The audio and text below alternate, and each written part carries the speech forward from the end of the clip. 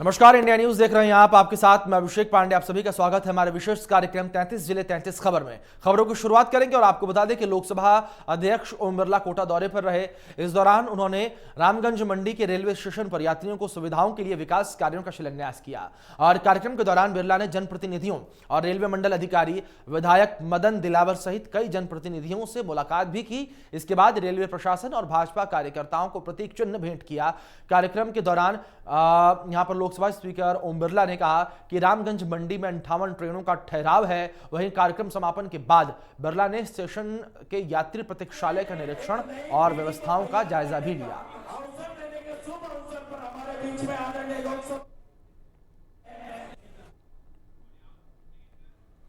चलिए आगे बढ़ते हैं और आपको बता दें कि जयपुर में भाजपा प्रदेशाध्यक्ष सतीश पूनिया ने बयान देते हुए कहा है कि प्रदेश में विपक्षी पार्टी का प्रदेश अध्यक्ष बनना मेरे लिए बड़ी चुनौती है। उसके बाद कोरोना महामारी में सेवा करना सबसे बड़ा चैलेंज है। पूनिया ने मौजूदा प्रदेश सरकार पर भी जमकर हमला बोला। उन्होंने कहा कि इनके नेता ने 10 दिन में किसान कर्जा माफी की बात कही थी, लेकिन अभी तक किसान कर्जा माफ नहीं हुआ है। इसके साथ ही प्रदेश में बेरोजगारी दर और आपराधिक मामले लगातार बढ़ते जा रहे हैं, सर्वाधिक है। और पूनिया ने राहुल गांधी के ईडी के सवाल जवाब पर कहा कि मेरी गुजारिश यह है कि सब लोग वही बस जाएं ताकि प्रदेश की जनता का भला हो। 2018 में जन घोषणा पत्र के जिस एजेंडे के साथ ये सरकार आई थी और आज 3 साल से ऊपर के बाद इस सरकार का जब लेखा जोखा करते हैं तो मैंने जीवन में इस तरीके की नकारा, निकम्मी, अकर्मण्य, भ्रष्ट और अराजक सरकार नहीं देखी कि जिसने कोई कसर नहीं छोड़ी। जो वायदे किए वो तो हवा हुए ही, लेकिन राजस्थान की जनता को जिस तरीके से सब्ज-बाग दिखाए थे, जिस बुनियाद पर यह सरकार खड़ी हुई थी। हमारे यहाँ पूर्वी राजस्थान में जुगाड़ चलता है जिसमें न हॉर्न होता है, न उसमें स्टीयरिंग ठीक से होता है। एक फंटे पे और कहीं से टायर का जुगाड़ करके उसको चलने लायक बनाया जाता है। हालांकि न्यायपालिका ने प्रतिबंध किया हुआ है, लेकिन फिर भी कुछ जगह वो सरपट दौड़ता है। लेकिन वो कितने दिन दौड़ेगा, कितनी दूर दौड़ेगा, इसकी गारंटी नहीं, पर दौड़ेगा क्योंकि वो है जुगाड़ है। ऐसी जुगाड़ की सरकार ये 2018 की कांग्रेस पार्टी के अशोक गहलोत जी की सरकार है। और जिस तरीके से जो बातें कही गई कि 10 दिन में किसानों का कर्जा माफ होना, मुझे ताज्जुब हुआ कि चाहे सूरज उगे ना उगे, चंद्रमा छिप जाए, 10 तक गिनती गिनेंगे और कर्जा माफ हो जाए। बड़ा चमत्कार जैसा लगता था, लेकिन राजस्थान में 9000 से भी ज्यादा किसानों की जमीनें नीलाम होना, सैकड़ों किसानों की आत्महत्याएं होना, ये राजस्थान की किसान बिरादरी के लिए तो बड़ी दुर्भाग्य की बात है। लेकिन सत्ता के लिए ये विचित्र बात है कि उन्होंने जो वायदा किया पूरा नहीं किया। राजस्थान में बेरोजगारी की दर सर्वाधिक है। जो मुख्यमंत्री जी ने पिछले दिनों सदन में आंकड़े गिनाए वो 1 लाख के गिनाए। परीक्षा राजस्थान में 70 लाख बच्चों ने दी थी।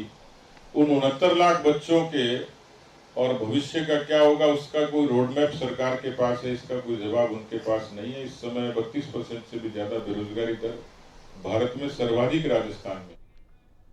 तो एक खबर इस बीच कोटा से, जहां पर कोटा के दक्षिण निगम वार्ड 14 की पार्षद तबस्सुम मिर्जा ने भाजपा का साथ छोड़कर कांग्रेस का दामन थाम लिया है। साथ ही पार्षद तबस्सुम के पति ने भी कांग्रेस पार्टी की सदस्यता ले ली है। बता दें कि पार्षद तबस्सुम और उनके पति का यूडीएच मंत्री शांति धारीवाल ने कांग्रेस का दुपट्टा पहनाकर पार्टी में स्वागत किया। उस दौरान की तस्वीरें भी आपकी स्क्रीन पर।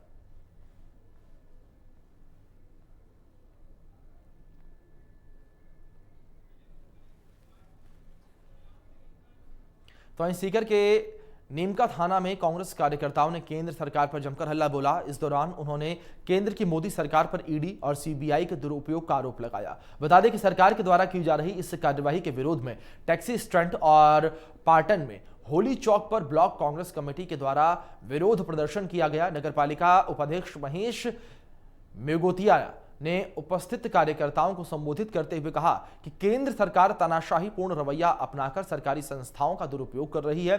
उन्होंने कहा कि केंद्र सरकार बदले की भावना से काम कर रही है।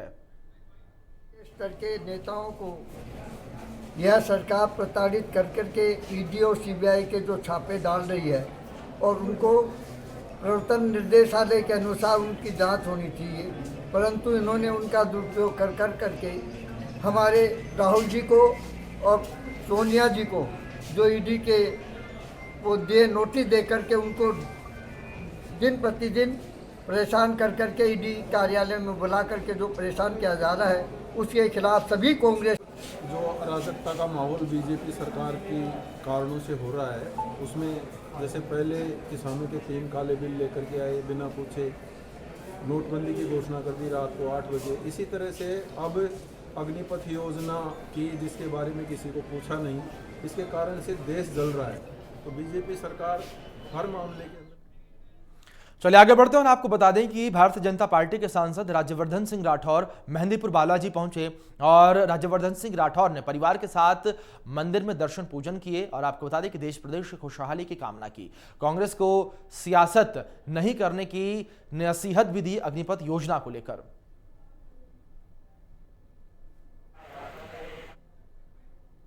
योजना जो 1980 से जिसकी ज़रूरत थी, आपको मैं ध्यान आकर्षित करना चाहूँगा उस समय के कई आर्टिकल हैं अखबारों के अंदर जिसमें लिखा है कि सेना के सामने एक गंभीर समस्या है कि औसत उम्र बढ़ती जा रही है, सेना बूढ़ी होती जा रही है। ये सेना दिखावे की सेना नहीं है, 26 जनवरी की परेड में मार्च करने के लिए नहीं है, लड़ाकू सेना है, भारत की रक्षा के लिए है। और इसलिए सेना की औसत उम्र कम करने का ये लक्ष्य पूरा करती है, नंबर 1। दूसरा, आजकल गुत्थम गुत्था की लड़ाई से युद्ध नहीं जीते जाते, आजकल आधुनिक हथियार चाहिए होते हैं। सेना कितने समय से मांग रही है हथियार, लेकिन उनके पास उपलब्ध नहीं कराए जा रहे, ये उस समस्या का भी हल करती है। तीसरा, आप सब कहीं ना कभी ना कभी ये बात कर चुके हैं कि सेना की ट्रेनिंग अनिवार्य होनी चाहिए। कह चुके हैं, नहीं कह चुके, हम सब कह चुके हैं। आज वो अवसर आ रहा है जहाँ एक व्यक्ति को लेते थे उसकी जगह 3 को ले रहे हैं सेना के अंदर। 3 गुना सेना की भर्ती बढ़ाई जा रही है। कितने नौजवानों को मौका मिलेगा और फिर उसमें से 25% को रखा जाएगा। आप इसको ट्रेनिंग मानिए। 17 साल की उम्र में, 24 साल की उम्र में आप देखिए चारों तरफ कौन क्या कर रहा होता है। पढ़ाई कर रहे होते हैं, खर्चा कर रहे होते हैं, ट्यूशन के लिए पैसा दे रहे होते हैं। यहाँ पर कहीं कोई ट्यूशन के लिए पैसा देने की ज़रूरत नहीं है। भारत की सरकार, भारतीय सेना आपको पैसा दे रही है, भारतीय सेना आपकी ट्रेनिंग करा रही है। इससे शानदार मौका और कहीं नहीं आएगा। और जब आप यहाँ से जो मान लीजिए जो बाहर भी आते हैं अग्निवीर, उनके लिए सारे रास्ते खुलते जा रहे हैं। सीआरपीएफ, बीएसएफ, उसके अंदर प्राथमिकता दी जा रही है। डिफेंस सर्विसेज के अंदर प्राथमिकता दी जा रही है। स्टेट पुलिस फोर्सेस के अंदर प्राथमिकता दी जा रही है। अवसर खुलते जाएंगे, दरवाजे खुलते जाएंगे, आपके ऊपर छाप लग जाएगी जीवन भर की। इस सेना ने, भारतीय सेना ने ट्रेनिंग कराई है। और अनुभव कैसा होगा, जो करोड़ों रुपए देकर भी वो अनुभव नहीं ले सकता, वैसा अनुभव आपके पास में होगा। तो ये नौजवान इसको समझते जा रहे हैं, लेकिन जो भड़का, अब दुख इस बात का है कि देखिए। तो वहीं सुमेरपुर विधायक जोराराम कुमावत ने किसान नेताओं और जनप्रतिनिधियों के साथ सेई बांध सुरंग का निरीक्षण किया। बता दें कि जवाई बांध सेजुआई के चारों क्लस्टर द्वारा 811 गांवों को पेयजल उपलब्ध करवाया जा रहा है। इस पानी से 57 गांवों के कमांड क्षेत्र की 38,671 हेक्टेयर भूमि की सिंचाई होती है। लोगों की इसी समस्या को देखते हुए विधायक जोराराम कुमावत ने विधानसभा में के प्रत्येक सदन में प्रबल तरीके से इस मुद्दे को उठाया और विधायक कुमावत की इसी मांग पर राज्य सरकार ने वर्ष 2020 और 21 के पूरक बजट सत्र में घोषणा की कि सेई बांध की सुरंग चौड़ी करने हेतु 100 करोड़ की घोषणा हुई। इसके बाद टेंडर प्रक्रिया पूर्ण होने के बाद 22 अप्रैल को कार्य शुरू किया गया।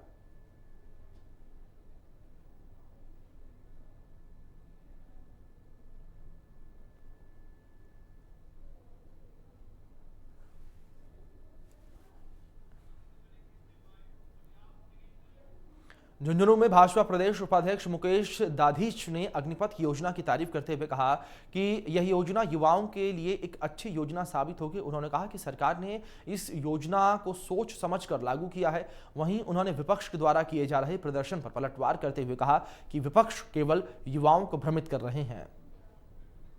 कि देश की सेना को एक व्यवस्थित सैनिक मिले, नौजवान को किसी न किसी प्रकार से ये योजना एक सहायक बने, और इसलिए इस पे बहुत विस्तृत चर्चा होकर के सेना के नीचे से लेकर के ऊपर तक के अधिकारियों में चर्चा होकर के और आदरणीय प्रधानमंत्री जी, रक्षा मंत्री जी यह एक योजना लेकर के आए जिसने अग्निपथ के माध्यम से अग्निवीर तैयार करने हैं। और जिस प्रकार की तैयारी करके आए, मुझे लगता है कि कुछ राजनीतिक दल, कुछ स्वार्थी तत्व वो नहीं चाहते कि देश मजबूत हो। तो वहीं सीकर के दांतारामगढ़ में अग्निपथ योजना के विरोध में DYFI और SFI ने विरोध प्रदर्शन किया। इस दौरान युवाओं ने 4 किलोमीटर तक विरोध रैली निकालकर सरकार के खिलाफ प्रदर्शन किया। और बता दें कि SDM कार्यालय के बाहर प्रदर्शन के दौरान युवाओं ने प्रधानमंत्री नरेंद्र मोदी का पुतला भी फूंका।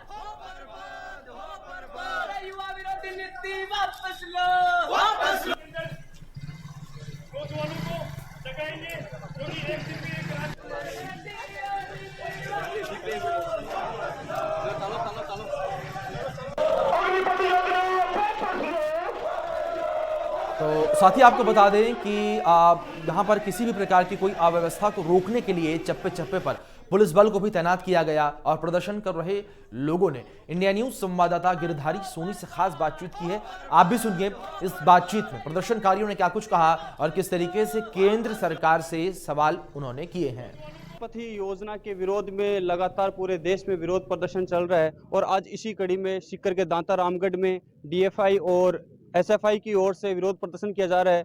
प्रधानमंत्री नरेंद्र मोदी का पुतला भी यहां पर युवाओं द्वारा फूंका जाएगा और लगातार यहां पर प्रदर्शन चल रहा है। आज ये रैली के रूप में विरोध प्रदर्शन जता रहे हैं और ज्ञापन भी सरकार के नाम में सौंपेंगे। हमारे साथ में संगठन के पदाधिकारी है मुकेश, इनसे हम जानेंगे कि ये क्या मांग को लेकर ये प्रदर्शन कर रहे हैं और आगे की रणनीति क्या रहेगी इनकी। आज भारत के जनवादी नौजवान सभा और SFI का ज्वाइंट प्रोग्राम है। दांतारामगढ़ SDM कार्यालय पर प्रधानमंत्री का पुतला फूकेंगे क्योंकि प्रधानमंत्री इसका जिम्मेदार है और पूरा खेल केंद्र सरकार का है। केंद्र सरकार यहाँ के नौजवानों का आंदोलन कमजोर करने का प्रयास इसलिए कर रही है, वो सेना के अधिकारियों को आगे करती है और सेना के अधिकारियों से बयान दिवाती है ताकि ये नौजवान जो आंदोलित है वो रुक सके।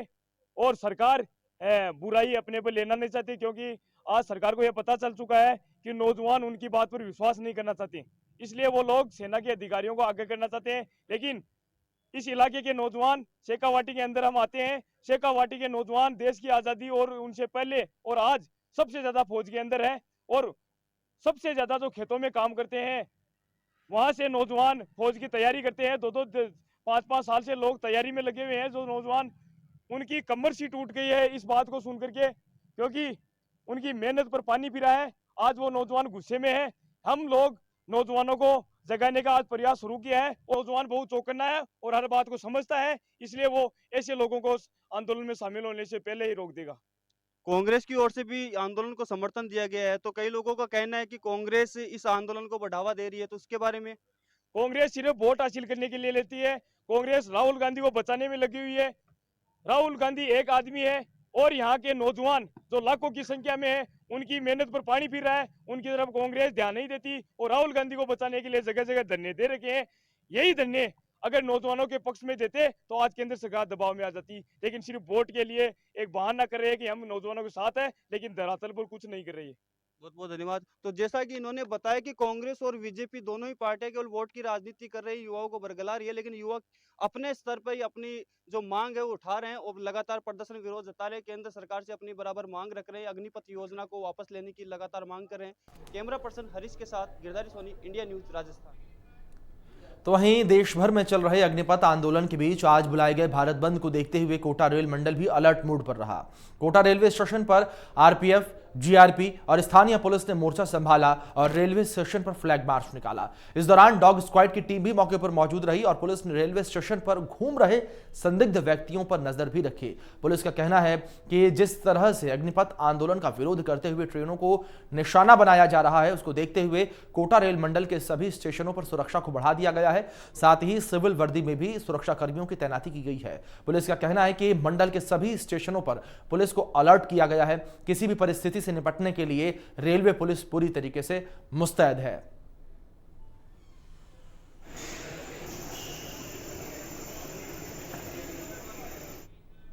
तो वहीं वैर के भुसावर में भारत बंद के आह्वान का कोई भी असर नहीं दिखा।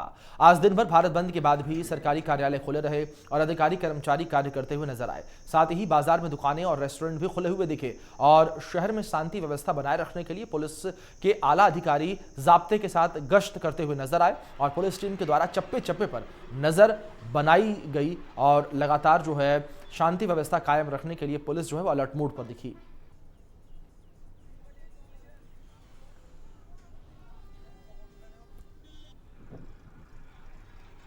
तो वहीं बीकानेर के महात्मा गांधी के जीवन दर्शन से जन जन को परिचित करवाने के उद्देश्य से संभाग स्तरीय गांधी दर्शन परीक्षण शिविर का 3 दिवसीय आयोजन किया जाएगा। इस कार्यक्रम के बारे में जानकारी देते हुए संभागीय आयुक्त नीरज के पवन ने बताया कि 3 दिवसीय प्रशिक्षण में गांधी दर्शन से जुड़े विभिन्न व्याख्यानों का आयोजन किया जाएगा।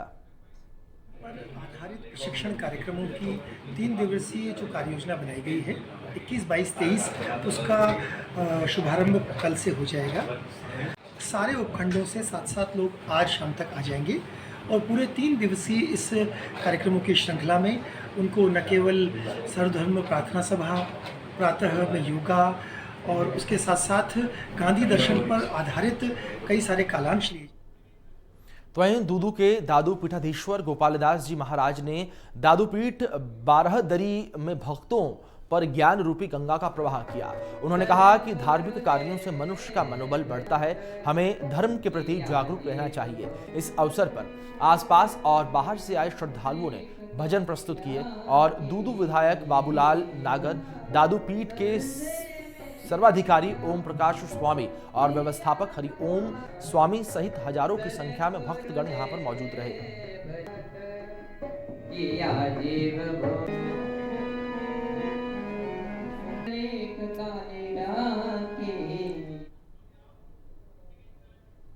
तो वहीं कोटा के हड़ौती में किसानों को मंडियों में लहसुन की सही कीमत नहीं मिलने पर धरना प्रदर्शन किया गया। किसानों ने संभागीय आयुक्त कार्यालय के बाहर धरना दिया और सड़क पर जाम लगाया। इसमें किसानों के साथ महिला किसान भी मौजूद रही। इसी विषय पर इंडिया न्यूज की विशेष रिपोर्ट देखिए। हवा में लहसुन को उछालते ये किसान, सड़क पर चक्का जाम, महिलाओं ने लहसुन की बनाकर पहनी ये माला। आखिर क्यों अन्नदाता ऐसा कर रहे हैं? इनकी क्या है सरकार से मांग? ये जो तस्वीरें किसानों की हैं वो कोटा के सबसे ज्यादा लहसुन पैदा करने वाले इलाके हड़ौती की हैं। यहाँ किसानों को मंडियों में लहसुन का उचित मूल्य नहीं दिया जा रहा है। कीमत इतनी कम कि उनकी लागत भी नहीं निकल पा रही है। सही कीमत के लिए किसानों ने संभागीय आयुक्त कार्यालय के बाहर प्रदर्शन किया और सड़क पर चक्का जाम किया। आज वर्तमान में हाड़ौती में जो लहसुन की फसल है उसमें भरने का जो बोरा होता है उसको कट्टी बोलते हैं और आज जो मंडी में रेट है तो कट्टी की कीमत और कटाई की कीमत भी नहीं निकल पाती है, जबकि 1 बीघा में लहसुन का खर्चा 40,000 रुपये है। इसके लिए हम 2 महीने से लगातार आंदोलन कर रहे हैं।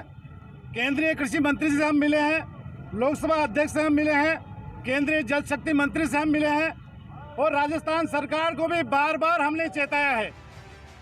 भारतीय किसान संघ ने घोड़े वाले चौराहे से सीएडी सर्कल तक रैली निकालकर आक्रोश जताया। किसान संघ के लोगों का कहना है कि सरकार जल्दी ही लहसुन की सही कीमत निर्धारित करे। अगर ऐसा नहीं हुआ तो प्रदर्शन को और तेज किया जाएगा।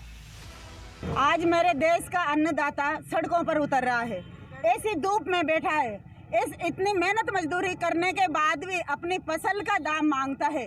किसान भीख नहीं मांगता है, फिर भी सरकार हमारे किसानों की, इस देश के अन्नदाताओं की नहीं सुन रही है और किसान को इतनी मजबूरी में यहाँ पे बैठना पड़ रहा है, सड़कों पे बैठना पड़ रहा है। दूर दूर से हमारे किसान परेशान होकर यहाँ पे आए हैं, फिर भी हमारे ये सरकार इतनी बड़ी हो रही है कि बिल्कुल हमारी सुनाई, किसान संघ की सुनाई नहीं कर रही है। कई बार हमने धरना भी दिया, प्रदर्शन दिया, ज्ञापन भी दिया, फिर भी अभी इन्होंने नहीं सुना। तो हमारी ये तो चेतावनी है आज की। तो और उसके 3 दिन बाद में हमारा जो मंडी बंद करने का, जो धरना प्रदर्शन का घोषित काल, जो अनिश्चित काल का जो घोषणा होगी, हमारे प्रांत प्रदेश ऊपर से जो भी आएगा, निर्णय होएगा, तो हम उसके अनुसार हमारे किसान भाइयों के साथ हमारे किसान बने भी कंधा से कंधा मिला के और धरने प्रदर्शन में उतरेगी।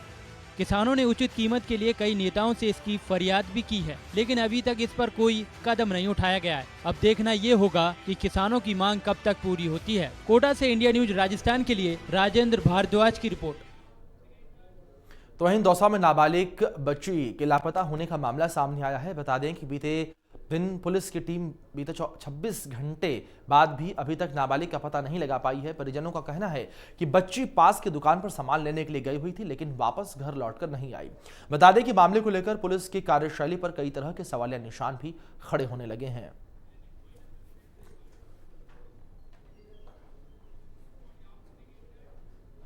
चलिए इसी के साथ इंडिया न्यूज राजस्थान के विशेष कार्यक्रम 33 जिले 33 खबर में आज के लिए इतना ही। तमाम बड़ी अपडेट्स के लिए आप बने रहिए इंडिया न्यूज के साथ। धन्यवाद।